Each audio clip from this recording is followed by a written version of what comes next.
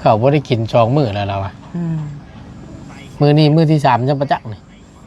ไม่ได้กินเลยกินแต่น้ำหั่นแหละกินแต่น้ำโดยกินในได้เด้อ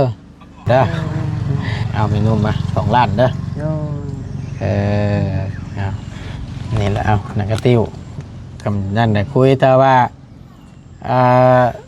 ตั้งลูกชาวจะว่าโอ้เฮ็ดได้แม่เอ้ยข้าวน้ำจำปาบ่มีอยู่มีกินก็เอาไปใช้ซื้อข้าวนั่นแหละบ่หาจะไปก็แล้วถ้าลูกชาวนี่จะไปหาเงินไปหาเงินนี่เพื่อว่าจะเอาเงินจำนวนนั้นนี่สิมาไทยพ่อออกสิบ่แบบนี้บ่ทางเจ้าหน้าที่เพิ่นติดต่อมาหาว่าถ้าว่ามีเงินอยู่5 ล้าน6 ล้านนี่แม่นได้ออกสิบ่แต่ลูกสาวเลยก็เลยตัดสินใจนี่พากันไปเฮ็ดงานได้เงินจำนวนนั้นแล้วสิมาไทยพอออกแล้วนั่นบ่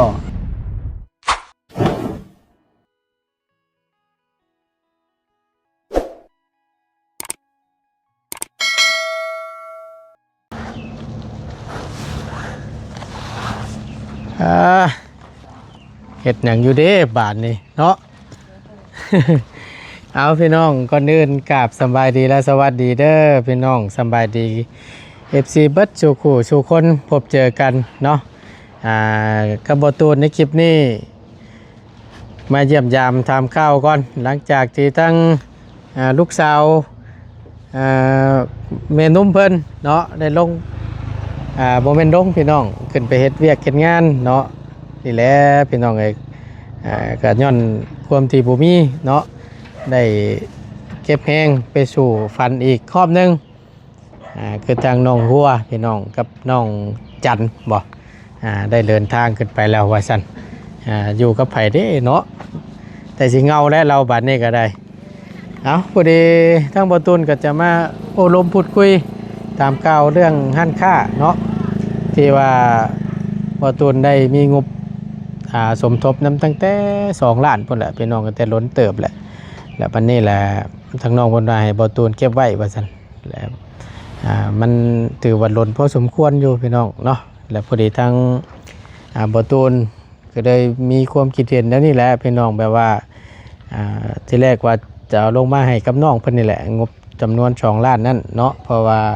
ให้เพิ่มเติมใส่กับเงินทางน้องเพิ่นและบัดนี้ทางน้องเพิ่นแลโบยูไปก่อนว่าซั่นเนาะบ่ตูนมีแต่จะฝาก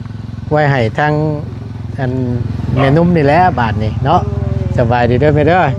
สบายดีสบายดีเป็นอะไรเงียบเงาบ่เงียบมันก็ไปแน่เอานิบไม้เฮานี่อยู่แม่หั่นแหละกับลูกหลานหั่นแหละอยู่กับลูกชายหล่าบ่โดยได้ยังกินข้าวแรงมื้อนี้ยังแต่นึ่งข้าวหั่นน่ะก็นึ่งข้าวบ่โดยโอเคเอามานั่งอยู่มาหน้ามาหาพี่ก็ได้เด้อโดยจะได้แจ้งๆแน่น้อยนึงขออนุญาตพี่น้องเอ้ยตั้งกล้องก่อนแป๊บนึงโอเคมาเดี๋ยวประตูนจะโอ้ลมกับทางแม่นุ่มก่อนจักหน่อยนึงบ่ได้พ่อล้นเติบแหละเนาะเป็นยังได้อยู่ดีมีแห้งอยู่บ่โดยอยู่ดีมีแห้งอยู่เนาะบ่ได้เจ็บบ่ได้หยังแล้วว่าโอเคเอายันบ่ได้เห็นยันมันบ่เห็นมุมกล้องนะพี่น้องก็จะมืดๆแน่นิดนึงเนาะฝนบ่ได้ตกบ่ทั้งพี่บ่ทันได้ดูบ่เห็นตกอยู่บ้านดงตกได้แต่ว่ามันผัดอันบ่ล้นแห้งอยู่แต่บ่ล้นอยู่นี่ก็บ่ได้ตกเงียบเลยเนาะโดยเงียบมันเราหากแต่ว่าคึมอยู่เหรอโดยถ่ายไปฝนตกอีสักให้ก็บ่ได้ตกบ่ลูกสาวได้โทรมาอยู่บ่เพิ่นขึ้นไปฮอดบ่ได้โทรยังบ่ได้โทรอยู่แม่ก็บ่ได้กินข้าวนั่นแหละ2มื้อนี้แต่ลูกไปนั่นแหละแต่หัวไปบ่ได้กินข้าวกินข้าวบ่ลงกินน้ำลูกหลายโดยกินฮอดลูกโอ้ยเนาะเฮ็ดจังได๋บัดนี้อยู่กับประคำ2 คนโดยบัดนั้นทั้งลูกสาวไปเฮ็ดงานจักสิว่าได้เนาะก็ย้อนความทุกข์ยากนี่แหละพี่น้องเอ้ยก็ได้หอบ แฮงไปสู่ฝันต่อ โดย ไปกับน้อง โดย เฮ็ดงานอยู่หม่องเก่าบ่ แม่นั่นแหละอยู่ที่เฮือนลูกบ่ได้อยู่หั่นน่ะเฮือนแม่มันอยู่เฮือนเก่าหั่นน่ะอยู่ทำไม อันเป็นจังได๋คือจังว่าเห็นทั้งอันน้องจันเป็นนิ่วไปหลังซั่นบ่ แม่ อ๋อแล้วมันก็ออกเรียบร้อยบ่ โดย เฮ็ดสูตรได้วิธีไหนกินหยังมาจัง ยา ออก แต่พอภาคตะบักไทยหั่นน่ะ หักไม้เห็นบ่ โดย บางทีเอามาให้เห็นบ่ โดย แน่ กับ คือ ยาอยู่เฮือนเอาคกได้ไปเอา อย่าเยือนอากงนำ โดยประชุมกันกับยาลูกประตูนเอามาหั่นน่ะ ปุรีทางเฮาก็ยากเนี่ยเฮาก็เลยบ่ได้ลงมาซับเห็นทั้งพอพี่ลมเราโทรมาหาอยู่ขอโทษขออภัยหลายๆเด้อพอเด้อเนาะก็บ่ได้ลงมาก็บ่ได้เห็นในคลิป โดย ทางไผเกาะเป่าจันทร์บ่ แม่น อ๋อแล้วเห็นก็จะว่าออกฮอด8พุ่นบ่ 14 14 โดย รวมทั้งเบิดน่ะได้ โดย ป้าตอ ลายนี่ เบิ่งคือมีตัวใหญ่ซำนี่บ่ โดย โอ้โหยเพิ่นไปกวดพ่อบ่หรือว่า โด ได้ ยไปกวดได้ชามเทื่อได้ไปกวดแต่ก็เมื่อแต่เวียงนั่นแหละ อืม ว่าไปชก บ่อยู่เวียงก็กวดบ่ เขาดินสงกรารนั่นเด้เขาบ่ได้กวด อ่า มากวดอยู่บ้านนี้ ๆอืม แล้วมันเจ็บ ไปกวดพ่อแล้วบัดนี้แหละฮู้ว่าเป็นนิ้วไขลังนะแม่น โดย มาต้มมักไม้กิน โดย อืมเอานี่พี่น้อง นี่ก็เป็นอีกบุคคลคนหนึ่งเนาะ ซึ่งคือทางน้องจันที่เพิ่นเป็นอยู่หลังจากที่ได้กินหักไม้หรือว่ามันทางพอเพิ่นได้ผากมาให้ ที่ทางบอตูนได้เอาขึ้นมาให้กันหลายเรือนขึ้นหลังเลยแหละเนาะ แม่ เอามาแล้วก็เพิ่นใช้หยังนี่ ใส่แต่อันนั้นขมิ้นนั่นแหละ นึ่งกิมิน โดยจักยาเนี่ยยาอื้อนั่นแหละอยู่เฮือนเอาคกนั่นแหละไปเอา บ่ โดย อ๋อ กับยาลูกเอามาหั่นแหละ ก็ได้มาประชุมกันได้ออกอันนี้ก็ถือว่าได้ผลได้พี่น้องเลยคือตั้งแม่น้องน้ำในกาเช่นเดียวกัน โดย โบเรนประจมน่าจะเช่าแล้วมั้งป่านนี่ เนาะที่เป็นอยู่นั่นนะคือทั้งแม่น้องน้ำนี่ก็ได้ชุดนั่นกินตัวนั้นก็ออกเป็นหนึ่งเลยวันนี้ทั้งพอแล้วคุยโดยตรงเลยแนะนำแนวทางเนาะการรักษาว่าให้กินแบบใดเฮ็ดแบบใดเห็นนะ โดย เนาะอันนี้ทั้งพอแล้วก็ได้โทรมาอยู่บ่ โดยหัวไปเยี่ยมแลกับจันหัน อืม แลไปเยี่ยมกับไปเฮ็ดเวียกอยู่เวียง เนาะ มือวันจันทร์ ห่างกายเพิ่นแข็งแห้งอยู่บ่เพิ่นจะได้ขึ้นไปเฮ็ดเวียก ไม่แห้งนั่นแหละ ยันว่ายังเจ็บยังหยังอยู่ บ่เฮ็ดเวียกแล้ว โอ้ยดีละพี่น้องเนาะเพราะว่าส่วนหลายมันเป็นเนี่ยก็เนื่องจากว่าเขากินน้ำบ่สะอาดนี่แหละ เนาะ กินน้ำส่วนหลายมันอยากเป็นกันทุกคนนะพี่น้องน้ำบ่สะอาดคือตั้งแม่นี่ก็เจ้าเด้อเนาะบ่ได้เจ็บบ่หยังบ่ภายในก็ได้ก็ดีแล้วนั่นแหละก็มีแต่ว่าคือเฮาเว้าหั่นแหละอันตัวไรมันนั่นเฮาก็ปลูกไว้ โดยถูกแล้ว ปลูกไว้แล้วก็ไว้เพื่อผู้ใดเป็นให้เพิ่นแบ่งกัน โดยก็แบ่งกันให้ดอกแค่หั่นแหละเอาบ่ไล่เอาหั่นแหละแม่ก็แบ่งกันให้อันนั้นนะพี่น้องแบบว่าเอาบุญน้ำกันว่าซั่นซะเนาะเพราะว่าส่วนหลายเนี่ยมีแต่อยากเป็นแนวนี้ตั้งปีเนาะนี่ไปดังจังซี่นะพี่น้องเพราะมันนี่แหละที่มันออกเจ้าแล้วก็ เวลาเขาประกวดที่ช่องที่นึงก็บ่าลายดีนี่อยู่ประกวดที่3ที่ช่องอีกก็3เทื่อไปประกวดแล้วก็ออกเขาก็ย่างอีกเขาเว้าหั่นแล้วก็ออกแต่เช้า5กลางคืนหั่นเก้าเม็ดนั่นแหละเก้าย่างหั่นแหละก็ว่า9เม็ดเพิ่น9เม็ด 9เม็ดนั่นแหละแล้ว14รวมทั้งเบิดนั่นได้ โดย14เม็ดพี่น้องป่า 4เม็ดทรมานแหละจังว่าท่านน่ะเนาะ ว่าเขาก็ไปเอ็ดเวียก็อดเอาก็ว่าเจ็บเนื้อ บ่ นี่นั่นบ่ไหวหันก็เมื่อ ตอนน้องเพิ่นเฮ็ดงานอยู่เวียงน่ะก็เจ็บ โดย แต่ก็อดเอา ได้พักบ่ได้เช้าหั่นแหละ1 โมง 12 โมงนอน ตื่นแต่5 โมง งานยังน้องเพิ่นเฮ็ด งานก็เฮ็ดก็ยัดกระเป๋าหั่นแหละไหลชดหั่น ขายกระเป๋า โดย ไล่ชด แม่น บ่ แม่น โอ้ บ่ได้อยู่หั่นแหละนั่งตลอดยืนตลอด โอ้มันเลยเมื่อยบาดนี่ โดย เนาะพี่น้องเอ้ยแล้ววันนี้ถ้าเฮาพอดีว่าบ่ตูนมาบ่ทันพี่น้อง โด เอ้ย ย พอดีมีทั้งเอื้อยใหญ่ใจดี อยู่ทางฝั่งไทย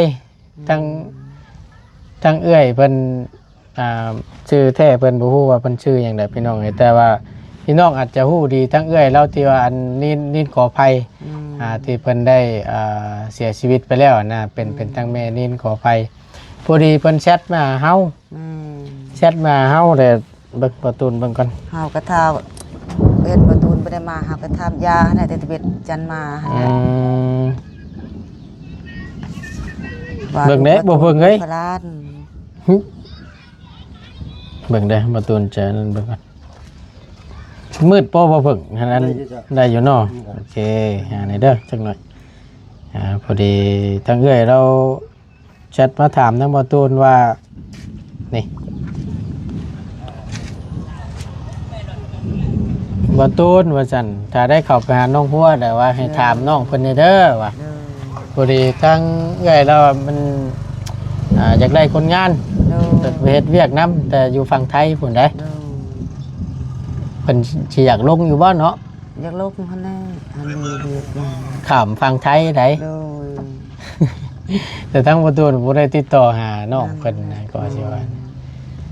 สาวจันทร์จักไปหั่นนะ จะข้ามไทยติ โดย เฮ็ดได้สบันนี่เบิ่งประตูขออนุญาตอ่านจักหน่อยพอดีอยากถามน้องหัวอยากมาทำงานที่ไทยไหม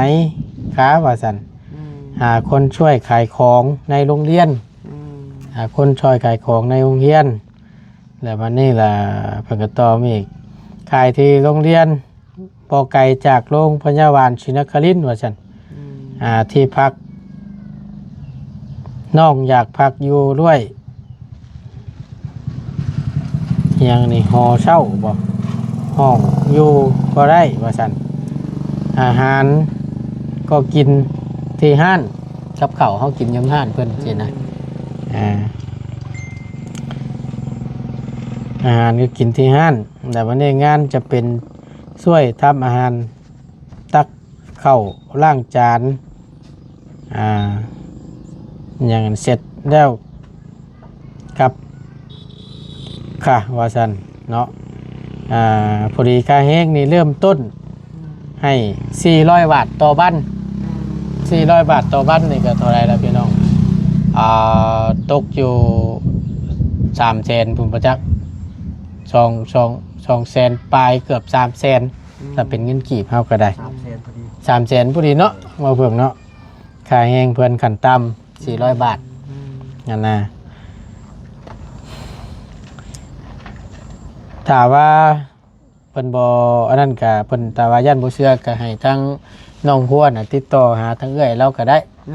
ถ้าว่าสนใจอยากลงเพจงานอยู่ทางฝั่งไทยนะเอื้อยเรานี่ทั้งเฮาก็เคยเห็นอยู่เอื้อยเราก็ใจดีได้พี่น้องลองถามเบิ่งเด้อ โดย สนใจอยากลงไปเฮ็ดงานอยู่ฝั่งไทยบ่ว่านี่อยู่แถวขอนแก่นนี่แถวภาคอีสานนี่น้องเบิ้งเนาะโอ้วันหนึ่ง400 2 มื้อกับ800เลยพี่น้องเลยเนาะ4 มื้อกับ1,600เลย มีเงินเดือน3 ล้าน เดือน3 ล้านก็เท่าไรเดือน3 ล้านนี่ก็4-5,000นึงเนาะก็คือฮู้หมดแล้วพี่น้องขายแฮงอยู่บ้านเฮาเนาะก็ค่อนข้างจะบ่แพงปานใดแต่อยู่ฝั่งไทยนี่ก็สิแพงแน่น้อยนึงนะก็มีแต่ถามเบิ่งถ้าได้โอกาสได้อบรมบอกว่าเฮานี่มาถามน้องหัวเฮามาบ่ทันบ่ซั่นอะไรเพิ่นติดต่อมาเฮาก็ได้ เดี๋ยวเราจะล้มกับน้องหัวเพิ่นถ้าว่าเพิ่นสนใจอยากลงนะแต่ว่าสิไกลได้บัดนี่ แต่ยังบ่ไกลปานใดหรอกพี่น้องเพราะว่าบ่ได้เข้าในกรุงเทพอยู่บ้านเฮาก็2คนนั่นแหละไปจ้ะก็3คนกับหลานนั่นแหละหลานชาหลานอันนั้นนั่นแหละน้องนั่นแหละไปนำกันบ่โดยกับผัวเมียนั่นแหละไปอ๋อเอาล่ะพอดีเฮาจะมาพูดคุยถามเรื่องร้านค้าน้องเพิ่นนี่มันเบิดงบแล้วซั่นบ่เพิ่นจังได้ยุติเบิดเงินพอดีได้หยุดจำนี้ก่อนบ่โดยหยุดก่อนยังหาเงินก่อนช่องน้องได้มาแล้วก็จังค่อยมาต่อเติมเนาะแม่นที่เสาเพิ่นช่างไว้ตอนนั้นเพิ่นอันเที่ยวเพิ่นว่าจะซื้อเพิ่มเพิ่นได้ซื้อแล้วเสาอันใดยังนั่นแหละทาแต่ลูกประตูนั่นยังอยู่เพราะว่าเห็นน้องเพิ่นเว้าชุดนั้นก็ว่าประตูก็ได้โอ้ล้มอยู่พี่น้องถ้าหากว่าน้องที่สั่งเครื่องสั่งของสั่งแบบพวกดินแห่ดินทรายอย่างเสียนะพี่น้องแล้วพร้อมปูนอย่างเล็กอย่างกันตั้งๆก็ให้โทรบอกเด้อว่าถ้าหากว่างบทั้งน้องบ่พอเดี๋ยวมาเอาทั้งปอตูนก็ได้อย่างนะบอกน้องเพิ่นอยู่แต่น้องเพิ่นบ่ได้สั่งได้บ่ถ้าจะดูบ่ได้ดูใช่มั้ยนี่เพชรเดียกันแล้วบ่น่าอีกโอ้ยพี่น้องไงบ่จัดนั่นแหละไปชกเพราะว่าตอนนั้นน่ะน้องเพิ่นว่าแต่ว่าเฮาสิสั่งเครื่องเดี๋ยวเฮาสิโทรบอกเด้อว่าซั่นทางบ่ตูนก็ได้ว่าเอ้าคำว่ามันพอจังใดเดี๋ยวเอาตรงนี้ก็ไปซื้อรถนะแต่ยังบ่เห็นติดต่อมาแล้วก็บ่ได้ว่าเท่าใดนะพี่น้องเนาะแล้ววันนี้แหละทางบ่ตูนก็ได้ว่าจะมอบเงินจำนวนนี้ที่แรกก็ว่ามาให้ว่าจะมาให้ทางน้องหัวด้วยตัวเองแต่ว่าน้องเพิ่นบ่อยู่แล้วว่าซั่นก็เลยว่าจะมอบให้ทางเจ้าผู้เป็นแม่นี่แหละเป็นเงินเอาไว้จะดูก็ได้นั่นแหละว้าไว้จะดูก็ได้บ่ยันแบบว่าบางเทื่อเฮายันถึกช่วงน้องเพิ่นมาแหละยันเพิ่นอยากซื้อเครื่องซื้อของนะบ่นั่นแหละถ้าลูกมาเพราะว่างบนำเฮามันก็2 ล้านนึงนะก็ได้ว่ายันว่าเพิ่นหาเงินส่งเงินน้องช่วยกันหาได้ไล่เงินมาแล้วก็ให้เพิ่นสั่งเครื่องมาแล้วก็เอายอดตัวนี้ไปซื้อนะแล้วสิฝากไว้นำเจ้าเด้อฝากไว้นำเจ้าหั่นเพราะว่ามันอันนี้มันเป็นน้องเพิ่นที่แบบว่ามีความคิดแบบอยากมีร้านค้าพร้อมเพื่อนนะพี่น้องแบบว่าน้องเพิ่นอยากอยู่ในห้างเด้อน้องเพิ่นก็เลยได้เงินจากผู้ใหญ่ที่ผู้ใหญ่เพิ่นช่วยมานั่นแหละแล้ววันนี้แหละน้องเพิ่นก็เลยตัดสินใจใช้เงินจำนวนนี้ให้เป็นประโยชน์นะพี่น้องน้องเพิ่นก็เลยสั่งเครื่องสั่งของนี่แหละพวกบล็อกพวกเสาพวกไม้ต่างๆที่มีอยู่นี่แหละแต่มันนี่แหละน้องเพิ่นสั่งมาไว้แล้วบ่ฮู้ว่ายามใดแล้วสิแล้วแต่ก็ยามันน้องเพิ่นน่ะขอตัวให้มันได้ค่อยๆเฮ็ดไปนี่แหละเนาะค่อยเฮ็ดไปทีละนิดทีละน้อยพี่น้องไอ้เก็บ5 เก็บ 10นี่แหละเนาะคือเว้าแล้วพี่น้องไอ้ร้านค้านี่ครับบ่แม่นว่ามันสิราคาถูกๆเนาะมันก็อันนั้นแน่สิค่อนข้างจะแพงแน่เครื่องอุปกรณ์ตู้ฮู้นั่นแหละเรือนก็มีในใช้มืดบ่เพิ่งมืดบ่คำมืดรบกวนเปิดแพทนี่เด้อได้อยู่เนาะโอเคแล้วก็บ่เพิ่งพี่น้องไอ้2 คนเนาะพอดีอยู่กับลูกชาย2 คนบัดนี้เงาได้เนาะคิดฮอดแล้วบัดนี้แม่ก็บ่ได้กินข้าวบ่ได้กินข้าว2 มื้อแหละกินน้ำในแลเฮ้ยมันบ่อยากมันบ่ได้ลงมันบ่คิดอยากบ่มันอยู่มันโดนแลก็กินฮอดไปแบบว่าคือจันทร์ให้ก็ไปกันแล้วบ่ได้กินฮอดคือทางน้องหัวนี่ปัดอยู่กับแม่นล้นเติบเนาะโดย2 ปีแต่ลูกเสืออยู่น้ำล้นเติบก็โดยความที่ว่านี่แหละพอได้ปากได้เว้าน้ำเนาะมีหยังก็พอได้โอ้ลมพูดคุยกันนะพี่น้องแล้ววันนี้แหละ อย่างเช่นคือทางน้องจัน เวลา นี่ ลูกมาหันกะม่วนนั่นแหละแซ่วๆอยู่ตะดังเฮือน อันนี้ก็เงาแล้ว อดเอาเฮ็ดได้ซั่น โอ้ย เนาะแล้วบัดนี้แล้วทางน้องจันก็ไปมาๆนะพี่น้องแล้วก็ด้วยความที่ว่าบ่ได้อยู่นํกันตลอด แล้วก็เลยตามมาคิดฮอดว่าก็คิดฮอดแต่ว่าก็มันสิบ่ค่อยปานใดเนาะคือน้องวัวปัดอยู่นำประจำบัดนี้ไปป้าเลยคิดฮอดเขาบ่ได้กิน2มื้อแล้วเราอ่ะมื้อนี้มื้อที่3จังประจักษ์นี่ ไม่ได้กินเลย เอา กิน กิน แต่น้ำฮะเนี่ย กินแต่น้ำ โดย กินได้เด้อ โดย เป็นอย่างมากแล้วพอแห้งได้มันสิยากพูดแล้วยากลูกพูดแล้วกำลังสิไปหาเงินหน่อยหนึงพอแม่บ่สำบายได้มาอีกแล้วน่ะรักษาสุขภาพน้ำแหละเนาะบ่ได้แหละว่าบ่กินก็ต้องกินแล้วกินฮอดก็อดเอา โดย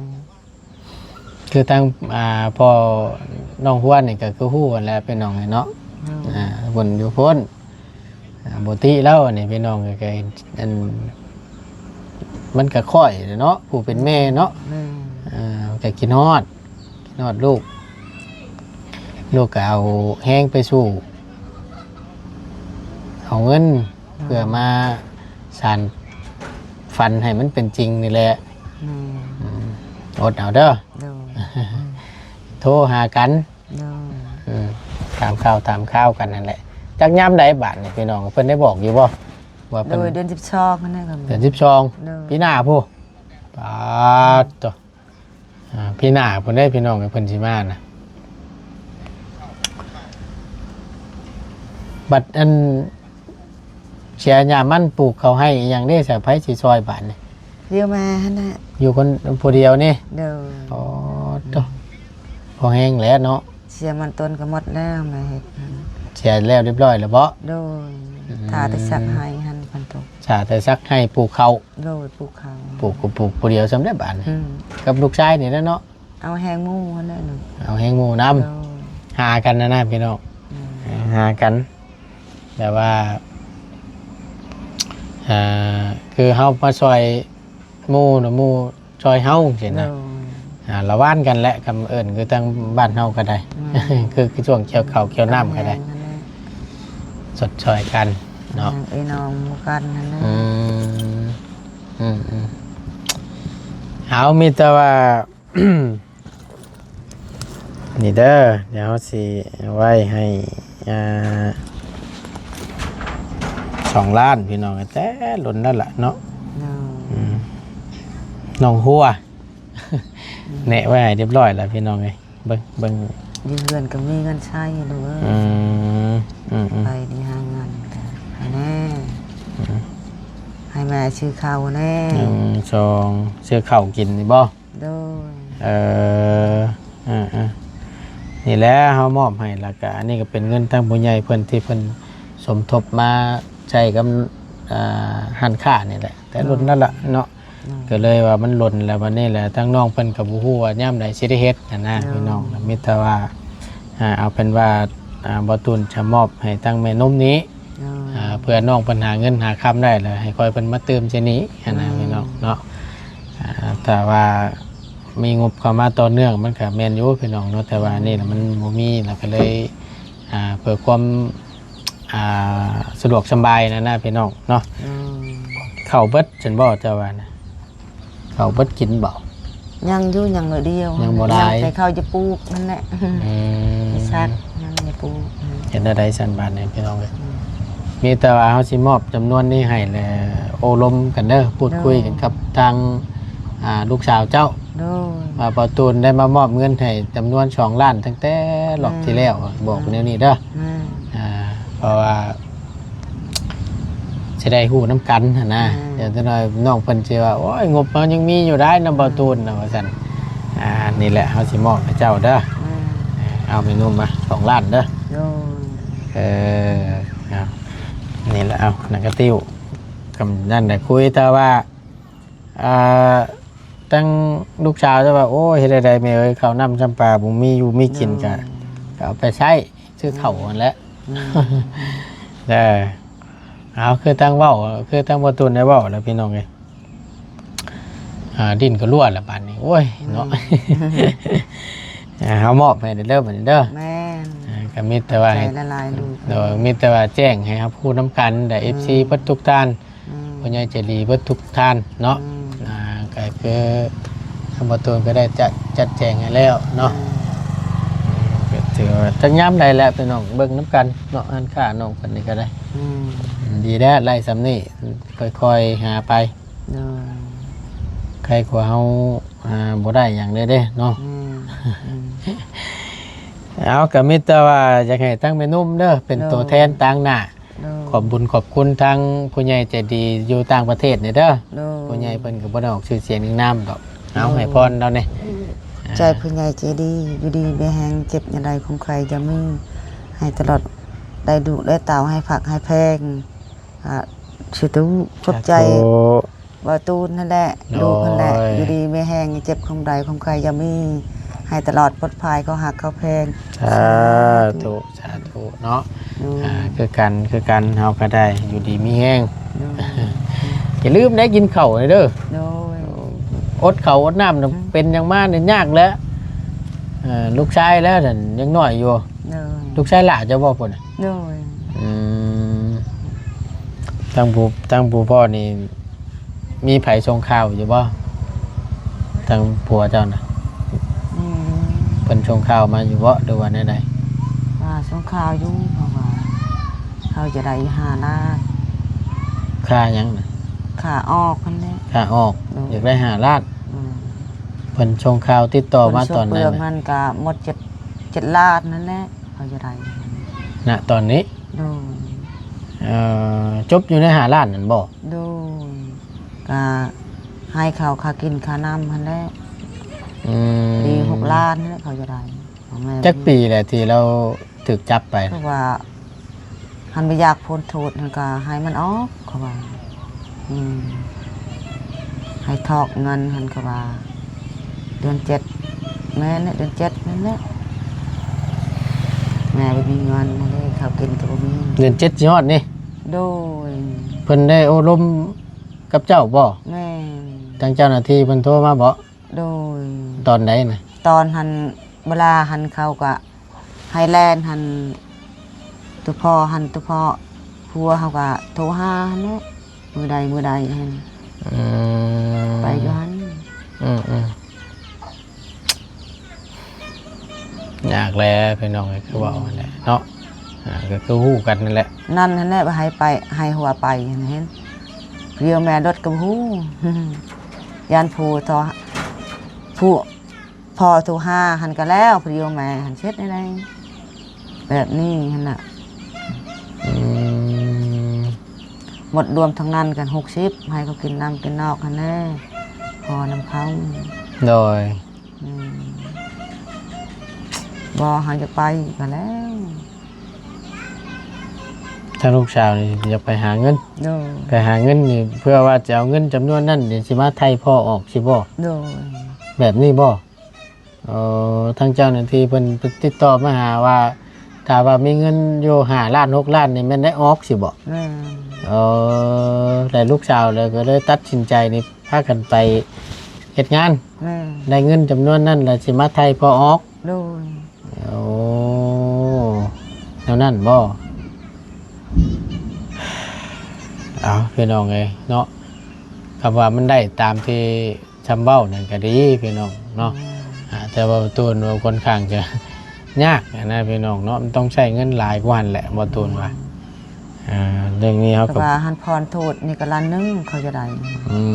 2 ปีก็2 ล้านว่าหันจากใดออกเลยก็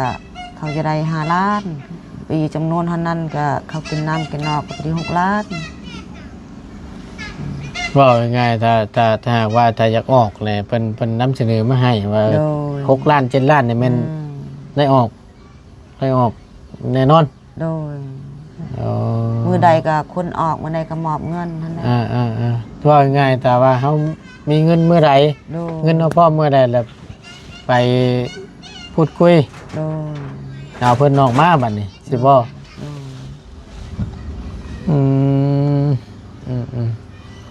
เอาจังใดก็ขอให้ อ่าความฝันเป็นจริง โดย เนาะจะได้มาอยู่พร้อมหน้าพร้อมตากัน โดย จะได้อบอุ่น โดย เนาะภาวนาแหละตั้งบ่ตนก็ได้โอ้โหดะใช่เหตุ เวลาเขาต้องการหันก็พอตัวห้า อืม มือใดมือนี้ว่ามือใดหั่นแหละ อืม โทรหาหั่นแหละโทรหาหัวหั่นแหละ ถ้าว่าเพิ่นมีข่าวจังใดแต่ว่าฮอดกำหนดที่เพิ่นนัดหมาย โดย แต่เพิ่นให้เพิ่นติดต่อมาว่าแบบว่าว่าจังใดความพร้อมแล้วบ่อย่างประมาณนี้ได้เนาะ แม่ คำว่าพร้อมมีเงินมีคำไปตอบเพิ่นแล้วเพิ่นให้ปล่อยตัวออกมา แม่ โอ้ เวลาไปมีเงินก็บอกเขาหั่นแหละ อืมเอาโอเคสันพี่น้องเลยเนาะก็มาพูดคุยอบรมพร้อมกับมอบเงินจำนวนนี่แหละพี่น้องให้ตั้งแม่นุ่มเพิ่นราคาคำว่านั่นก็ให้ตั้งน้องหัวติดต่อมาเฮาในก็ได้เด้อ โดย เดี๋ยวจะอบรมพูดคุยนำ โดย กับน้องเพิ่นนำและอธิบายน้องเพิ่นน โดย ำถึงให้น้องเพิ่นเข้าใจน้ำกันเด้อ โดย โอเคพี่น้องเลยเนาะ หันมือใดโพโทรหาก็กลับมากับมือแบบนี้นะ โดย สมมติว่าเขาอยู่2 เดือนก็ได้6 ล้านเหมือน แบบนี้นะ เอา มือใดพอโทรหากับมือ ช่วยง่ายคือทั้งเราทั้งน้อง2 คนเพิ่นไปสู่ว่าค่าแห้งนี่เดือนหนึ่ง3 ล้านต่อคน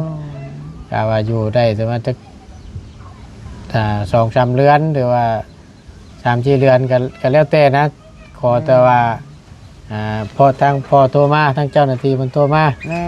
เงินพร้อม แม่ มาแล้วก็ไปเอาออกมา แม่ โอ้ แบบนี้ โอเคสันพี่น้องเลยปะมีแต่ว่าตั้งเฮาก็จะได้กลับก่อนเดี๋ยวมัน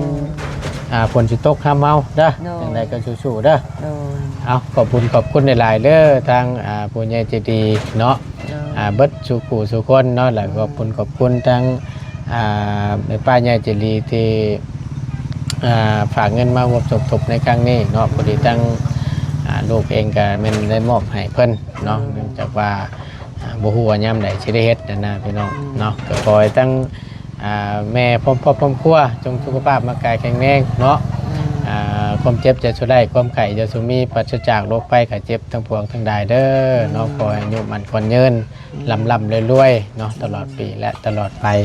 สาธุเด้อเนาะเอาประตูนล่ำล่าแหละขอบคุณหลายๆทั้ง FC เนาะผู้ใหญ่จิตดีทุกท่านสำหรับคลิปนี้ทั้งประตูนและแม่นุ่มล่ำล่าแล้วสบายดีเด้อไป กินข้าวก่อน นะ กินข้าวก่อน กินข้าวโอ้ยบ่เป็นหยังดอกขอบใจหลายๆ ขอบใจเนาะเอากลับก่อน